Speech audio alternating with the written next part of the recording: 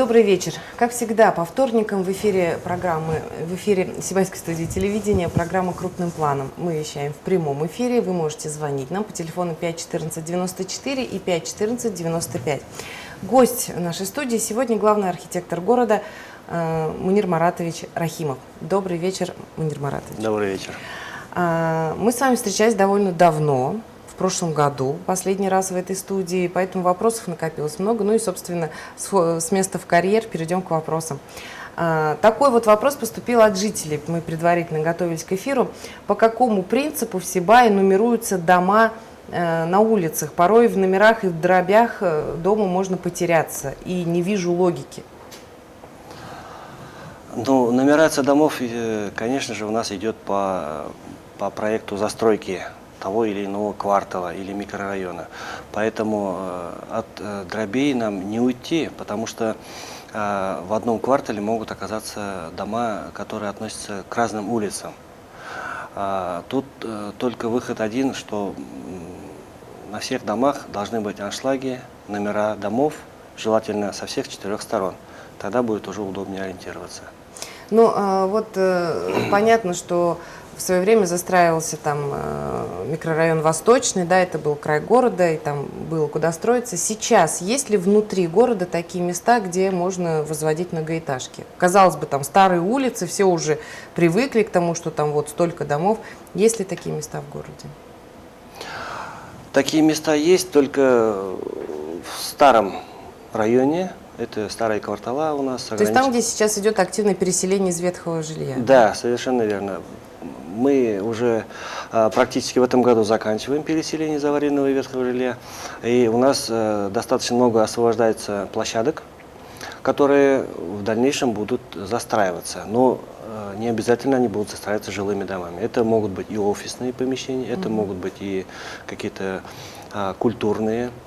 И также мы планируем за счет сноса домов расширить внутриквартальные территории. Ну, для, например, детских площадок, для парковок. Для создания инфраструктуры. Да.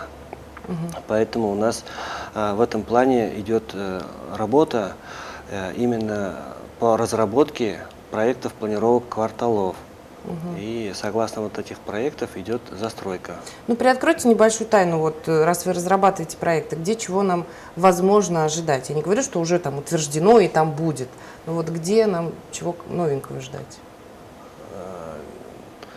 Например, улица Закиева-Лидии мы планируем немножко преобразовать. Это имеется в виду старая часть. То есть та, что от Горняков в сторону ЗАГСа? Да. То есть уже с учетом увеличения автомобилей уже назрела необходимость расширить эту улицу. И вот та, что часть, которая ближе к проспекту Горняков, уже видели, наверное, да, дома снесены, выселены и готовятся к сносу. А вот эту часть мы планируем расширить. То есть дома впоследствии, если они там будут возводиться, будут Они уже сдвигаться? будут в глубине строиться. То есть на красной линии вплотную к тротуарам мы уже строить не будем.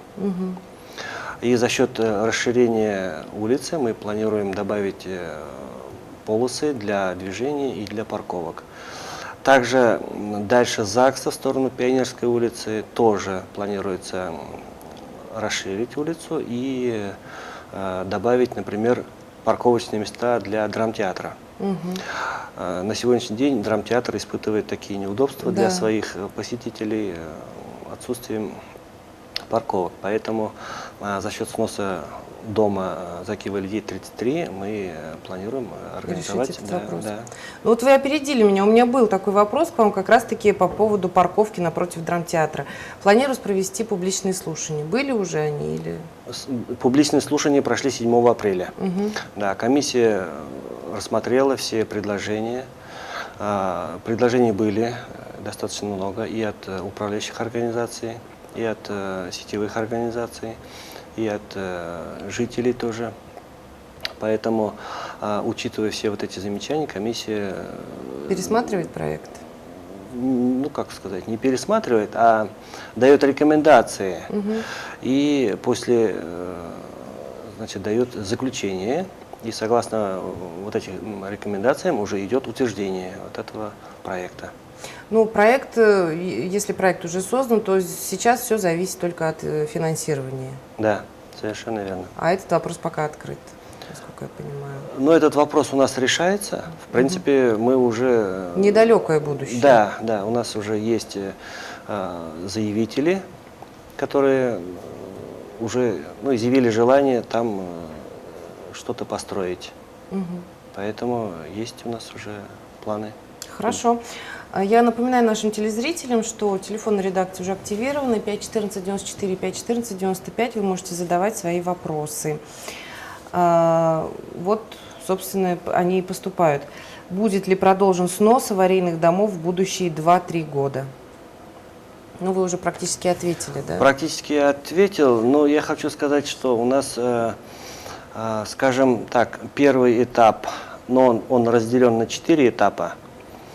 Он практически завершается в этом году. Это снос только щитовых домов. В дальнейшем, конечно, у нас уже планируется снести двухэтажки, которые тоже построены в тех же годах, но уже с деревянными перекрытиями. Дальше уже пойдут тоже дома, которые уже по сроку службы уже свой срок, так скажем, уже изжили. Да. Ясно. А вот по каким принципам выделяется место под строительство многоэтажных домов? Я сейчас говорю о 9-этажках, да, 10-этажках. Учитывается ли необходимость элементарной инфраструктуры в виде парковки, детской площадки? Потому что раньше все-таки, ну, это лично мое мнение, как-то смотря на наши дворы, где не хватает парковочных мест, где машины заезжают на детские площадки, на газоны, да, около подъездов уже впритык ставят машины, понимаешь, что когда возводили эти дома, как-то не думали о том, что у людей, у каждого жителя этого дома появится автомобиль, его надо будет куда-то ставить. Вот сейчас достраивается, да, дом у семейного Магнита, дом, многоэтажка на Булякова. Вот вокруг них уже предусмотрена парковка, детская площадка и так далее. Сейчас изменились требования к выделению места под строительство многоэтажного жилья? Я понял.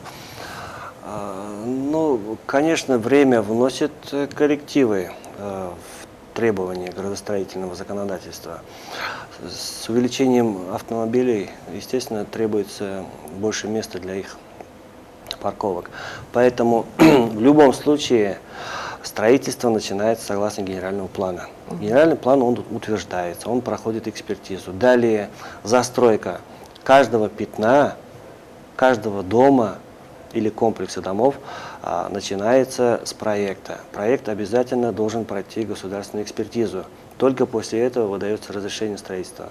Согласно проекта, где учитываются все нормативные требования, это и наличие детских площадок, наличие парковочных, белевых площадок, зеленой зоны.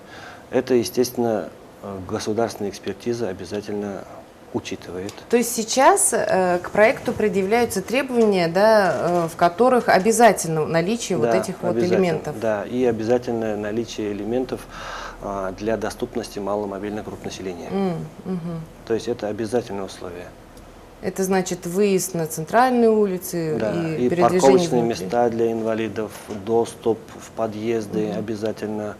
Если это, допустим, больше 5 этажей, то дом обязательно должен обеспечен быть лифтом. Грузовым.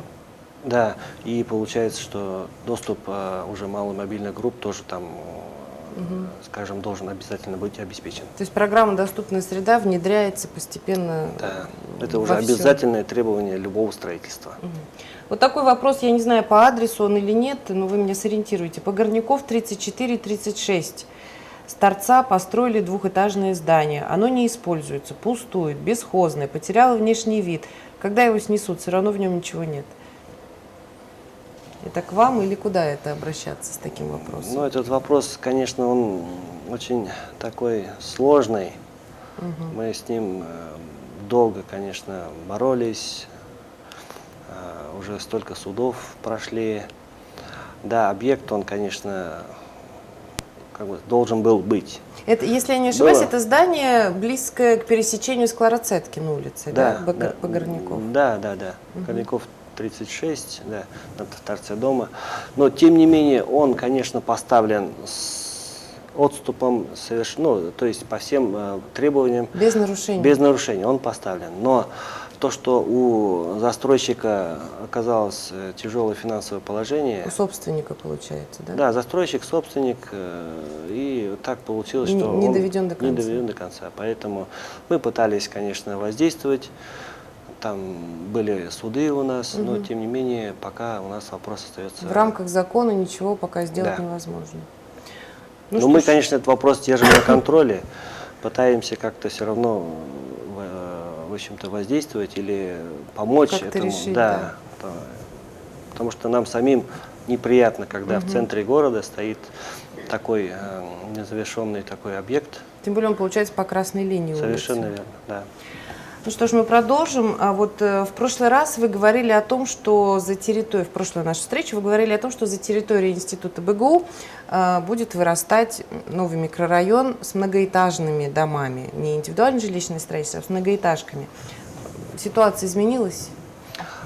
Ситуация пока не изменилась. Наверное, все-таки сказывается экономический кризис в стране, в мире. Но проект застройки у нас утвержден. Это микрорайон Восточный 2. Значит, там планируется у нас построить 22 многоэтажных дома. Большая средняя школа на 1000 учащихся. Большой детский сад на 220 мест. Очень много места у нас отведено для социально-культурного строительства. Поэтому мы все-таки надеемся, что все-таки город наш будет дальше застраиваться. Будут у нас инвесторы, будут застройщики. Все-таки все же зависит от покупательской способности населения. Да. Если население сможет покупать, тогда и будут строить. Но здесь сразу несколько факторов. Это надо, чтобы бэби-бум продолжался, да? Программа материнского капитала работала, чтобы семьи росли и требовалось все новое жилье. Ну и насколько я понимаю, мы разговаривали на минувшей неделе с первым заместителем главы администрации Ильфат Файзуловичем Сафиным, здесь же в этой же самой студии. Он сказал, что в рамках программы переселения из ветхого аварийного жилья в этом году, в общем-то, закончится строительство, поэтому это уже, наверное, будет коммерческое, да, жилье. Да, это будет коммерческое жилье. Или уже какие-то другие программы? Может, какие-то ведомственные будут предприятия, застройщики. Например, построил же Сибайский филиал УГОК, да, 2 дома по индустриальному шоссе. Может, в таком же духе. Фонд жилищного строительства у нас сейчас ведет строительство 2 домов. 2 сдали в 2014 году. То есть, ну, получается, в эту сторону город будет прирастать. А вообще в какую он сторону будет расти основательно, раздвигать границы? Основательно город, конечно, расширяться больше не будет. Это уже точно, потому что бесконечно город расти не может. Для того, чтобы это случилось, это нужен очень большой какой-то промышленный импульс. Да. Но этого, нефть, если у нас найдут, скорее всего, не будет, поэтому город останется примерно в тех же границах. А куда будет продолжаться индивидуальное жилищное строительство? Насчет индивидуального жилищного строительства, да, у нас планируется расширение в южную сторону, в сторону деревни Хасанова. У нас там еще есть достаточно большая территория на 2000 земельных участков. Ну, насколько я знаю, вот опять же, до Нового года мы беседовали с начальником отдела КУС, с председателем. Председатель комитета. С комитета по управлению собственностью. Она говорила, что есть какие-то проблемы нерешенные, почему не могут быть выделены эти участки тем же многодетным семьям. Сейчас что, изменилось? Договорились? Да, договоренность у нас достигнута. С Баймакским районом. Да, с Баймакским районом. В принципе, все, вопрос решен. С мертвой точки сдвинулся. Теперь осталась только техническая сторона. Но техническая сторона очень сложная, поэтому мы в этом году, наверное, всю вот эту подготовительную часть закончим, а уже распределение будет только весной уже 2017 года. Но все равно это уже как-то вдохновляет, я думаю, особенно многодетные семьи, которые претендуют на участки. Да? Ну, да. Вот такой вопрос поступил. Что будет построено за домом по адресу Индустриальное шоссе 12, возле супермаркета «Магнит»? Тут большая территория пустует. Да, действительно, там пустырь. Если ехать в сторону Курая, да? Да, у нас по проекту застройки там планируется еще один 9-этажный жилой дом. А вот когда эти большие дома, многоэтажные дома ставят, я вот, насколько смотрю, мне кажется, допустим, та же 9-этажка, которая уже около семейного «Магнита» стоит, она очень близко к 5-этажному дому, или там тоже 9-этажный. 9-этажный да. дом. То есть, ну, буквально из окна в окно соседу смотришь. Как-то эти вот нормы, они соблюдены? Обязательно, обязательно. То есть можно так близко строить дома и подглядывать за соседям без бинокля? Ну, это близко, это уж так условно сказано близко. Ну, у нас такие очень активные зрители задают вопросы. Есть вот такой вопрос. Есть ли будущее у гаражного кооператива «Туэляс»?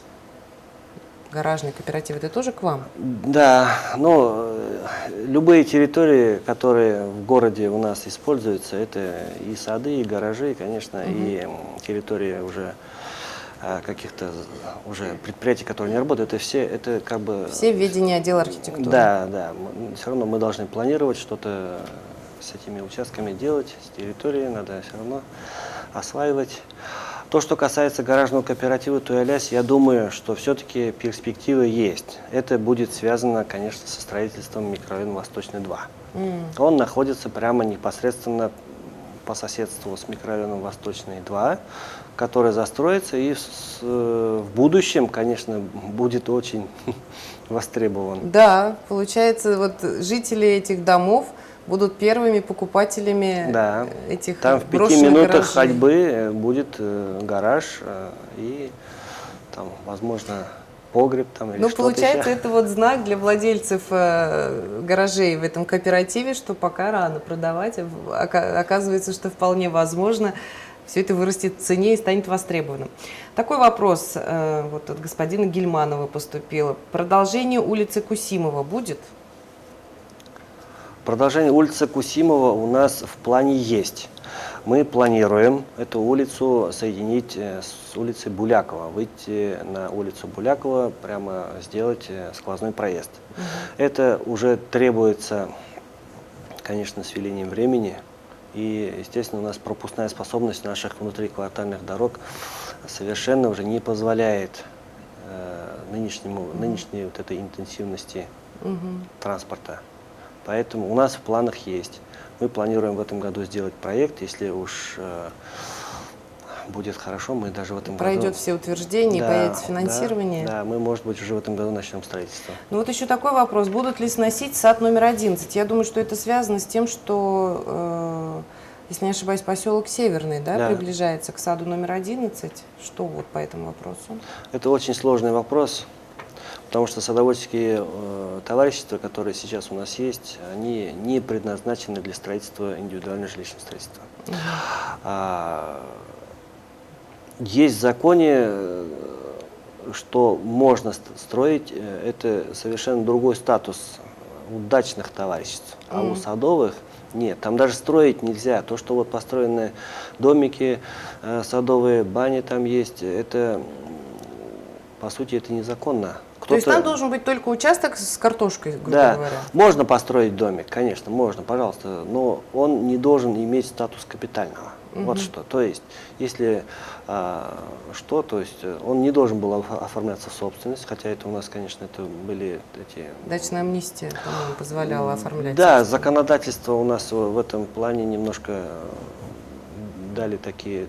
лазейки для вот таких вот оформлений. Поэтому я вот хочу сказать, что у нас вот эти садовые товарищества не предназначены для жилищного строительства. Поэтому перевести их под индивидуальное жилищное строительство будет очень сложно. Хотя теоретически это возможно, но практически это сделать будет очень сложно. Ну, сносить же его точно не будут, потому что он, ну, все участки, они в собственности, да. Если я вот встану грудью перед бульдозером. Никто сносить не будет. Это вправе решать только сами собственники. Это надо будет, естественно, вот собрать общее собрание садоводов, решить. То есть нужен обязательно первым делом надо решить, проезд должен быть. 20-метровой ширины проезд. Сегодняшние наши садовые товарищества имеют проезд только 10-метровый, где-то 6-метровый. То есть, чтобы обеспечить доступность, очень серьезная работа должна до 20 метров надо расширить проезд. А как? За счет каких участков? Кто захочет свой участок пожертвовать? Да. В дорогу лишние 2 грядки. Совершенно верно. Это очень сложный вопрос, поэтому это могут решить только сами собственники. Ну, перейдем еще к вопросам. Тут начинают поступать вопросы по поводу внешнего вида, внешнего облика города. И тут сразу 2 вопроса. Один мой, один от зрителей. Городские памятники. В чьей зоне ответственности они находятся? Кто следит за их состоянием и прилегающей территории? И следом, вид магазина Огни Сибая не очень. Кто несет ответственность за внешний вид магазинов, торговых центров? Все-таки центр города, и не все выглядят достойно точки. Давайте с памятников начнем. Памятников. В чьей зоне ответственности памятник? Вообще, любое, допустим, сооружение в городе, будь это дорога, забор, памятник, скамейка, урна или стела, это все это городское хозяйство. И оно находится на балансе города. За балансом, то есть баланс города у нас, естественно, соблюден, то есть он предоставлен. У нас есть управление жилищно-коммунальным хозяйством, которое следит за этим, за всем. То есть ежедневная уборка, поддержание порядка, ремонт, да, это все в ведении управления жилищно-коммунальным хозяйством. Но, естественно, одно УЖКХ не справится, так же, как и весь город убрать. Мы же все хором же выходим убирать. Также и за всеми памятниками оно следить тоже не может. Тоже не может. Поэтому мы стараемся, конечно, привлекать общественные организации, предприятия, учреждения. Ну, то есть, как бы так скажем, в кавычках, обременять их, вот если стоит около них памятник, да, то на договорных условиях, чтобы они за ними следили. Ну, как-то так. Ну и насколько успешна эта работа? Ну, я считаю, что состояние памятников на сегодняшний день у нас удовлетворительное. Ну, далее, вид магазинов, торговых центров, за это, ну, я понимаю, что за внешний вид магазина, собственно, ответственен хозяин магазина. Сам собственник, да, арендатор. Кто может с этого хозяина, с этого арендатора или собственника спросить за то, что у него покосилась вывеска, облупились ступеньки и прочее? Ну, в принципе, конечно, это обязанность органов местного самоуправления, то есть администрации города. Да, в лице нашего отдела мы, конечно, тоже везде не успеем, поэтому мы работаем сообща. Это и УЖКХ, это же и торговый отдел у нас постоянно привлекается, комитет по управлению собственностью и наш отдел. Мы, естественно, стараемся и в апреле, когда у нас идет месячник по подготовке, ну, по ремонту, вот, по субботникам, в этот период и вообще, конечно, в течение года мы, конечно, стараемся контролировать, да. Потом, если что-то где-то отлетит, да, или уже морально устарело, например, или выгорело, мы, естественно, даем рекомендации.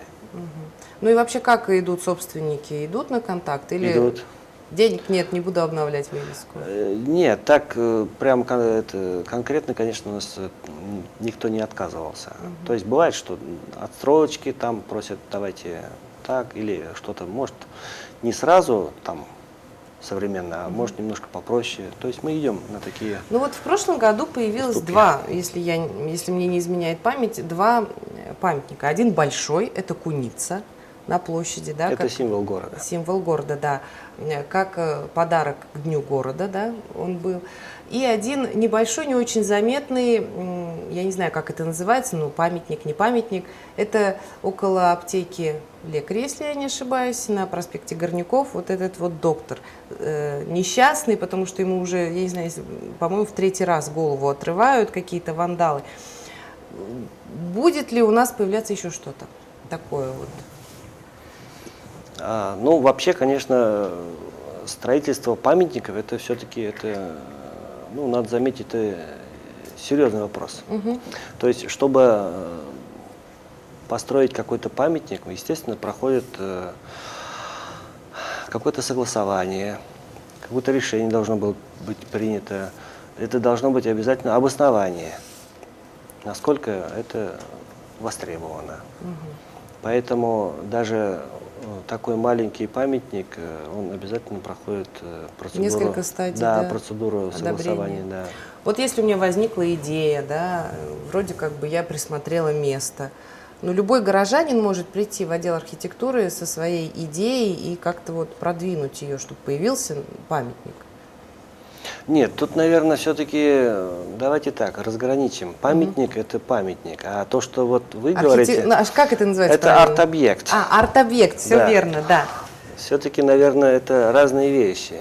Вот арт-объект, да, допустим, вот захотел какой-нибудь предприниматель поставить какой-то символ, ну, 2 велосипеда поставили, поставили, или там еще какой-то… Скамейка влюбленных, Да. это тоже арт-объект. Ну да, конечно.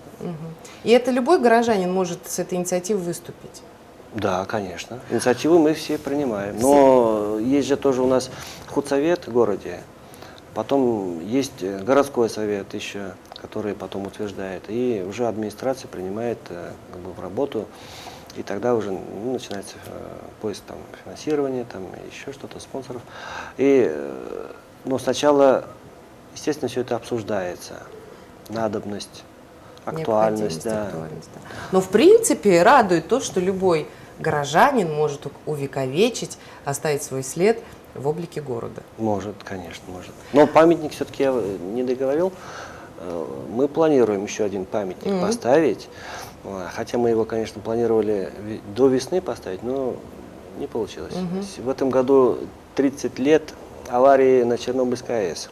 Поэтому проект памятника у нас есть, место есть, все согласовано, но нет финансирования. Поэтому не успели мы. А так в плане у нас еще один памятник должен появиться. Ну вот вопросов поступает много, правда не все они по адресу, не все они к Муниру Маратовичу, мы будем разбираться с тем, кому они адресно. У нас осталось буквально 2 минуты, поэтому вот коротко. В нашем городе очень популярны конные скачки, уже 2 раза они проводились. Будет ли ипподром? Ипподром, наверное, все-таки у нас не будет, потому что это очень серьезное сооружение. И чтобы его, во-первых, построить, потом ведь еще содержать надо. Поэтому я думаю, что у нас нет таких спонсоров или хозяйств, или такого… Нерентабельно, скорее всего, да, конечно, строить да. ипподром. Ну что ж, любители конных скачек придется в столицу нашей республики ехать и там лицезреть этот замечательный вид спорта.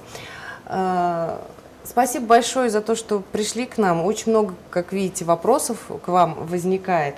Мы обязательно с вами будем вне эфира общаться и как-то в рамках уже других информационных программ. Я напоминаю, что гостем нашей студии сегодня был главный архитектор города Сибай Мунир Маратович Рахимов. Спасибо вам. Всего доброго. Спасибо, Меня зовут Алина Полянская. Встретимся с вами ровно через неделю в этой же самой студии. Берегите себя.